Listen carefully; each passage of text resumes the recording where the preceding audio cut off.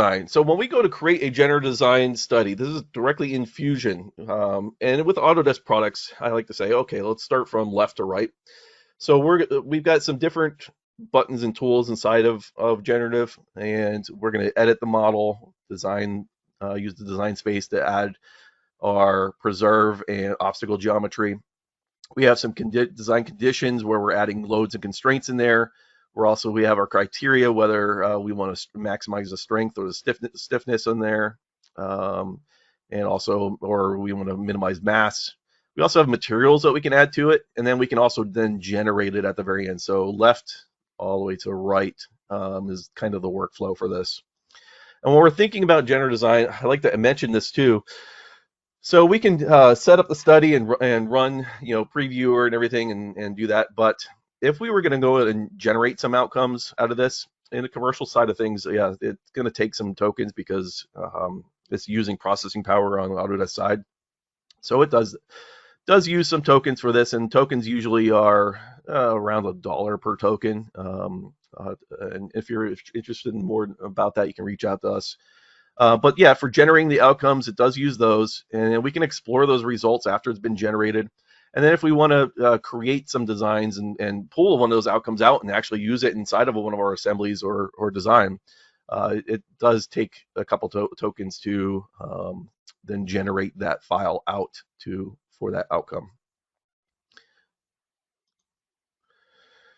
So when we're thinking about generative design, once we start doing this, there is some information that we have to remember for generative design. And I'm going to show an actual demo of creating an easy bracket for this on this webinar here.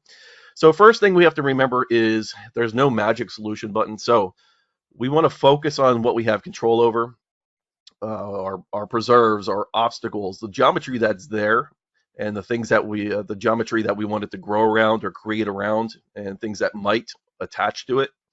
Also, we want to control the loads and constraints. So if we're throwing a huge amount of loads on there, or multiple constraints where they're not needed, or if we're adding too many constraints, then it's going to probably fail and probably not be what you want in the outcome. Also, with our manufacturing methods, we don't want to throw every manufacturing method on there. What I would recommend is we would do multiple studies on this on a design in generative design. So we'd have a manufacturing method probably per study, but we can do a couple manufacturing methods per study if we wanted to.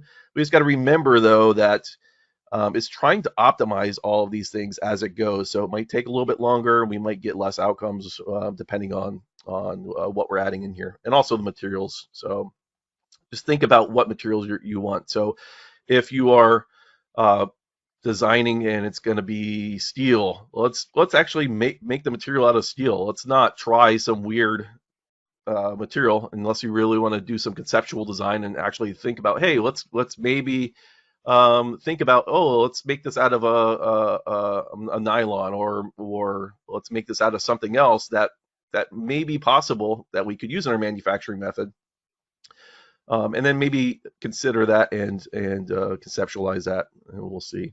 So, but really, like I said, with the no magic solution button, be methodical about your studies, show intent in every step that you're doing, and there's also going to be the trial and error. So you might come out with an outcome, and it might not be exactly what you want. So you might have to go back and add some more preserves or obstacles in there, and you might have to add and create multiple studies.